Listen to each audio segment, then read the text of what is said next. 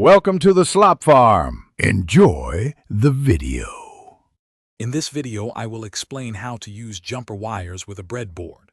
To begin, understand that a breadboard is a reusable platform for building temporary electronic circuits.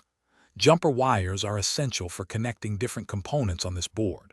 Simply insert the metal ends of the jumper wires into the small holes on the breadboard. These holes are typically spaced 2.54 millimeters, or 1/10 of an inch, apart, allowing for easy connection of standard electronic components. This method lets you quickly test circuit designs. Jumper wires come in three main types: male to male, male to female, and female to female. Male ends have a pin, while female ends have a socket.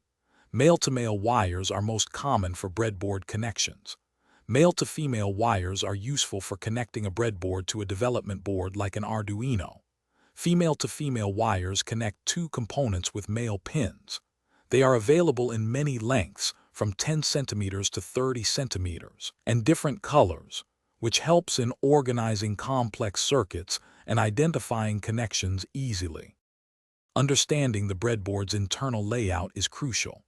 The long strips along the sides are typically power rails, marked with plus and minus signs, running vertically. These are usually connected throughout their entire length. The main section has rows of 5 holes, which are electrically connected horizontally.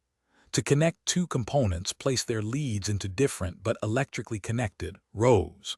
For example, connect a resistor between two different horizontal rows. Always double-check your power and ground connections to prevent short circuits and ensure proper circuit operation. For best results, keep your breadboard tidy. Use the shortest possible jumper wires for each connection to reduce clutter and make troubleshooting easier.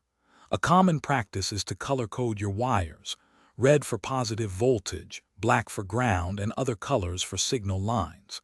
This visual organization is incredibly helpful. Never force a wire into a hole.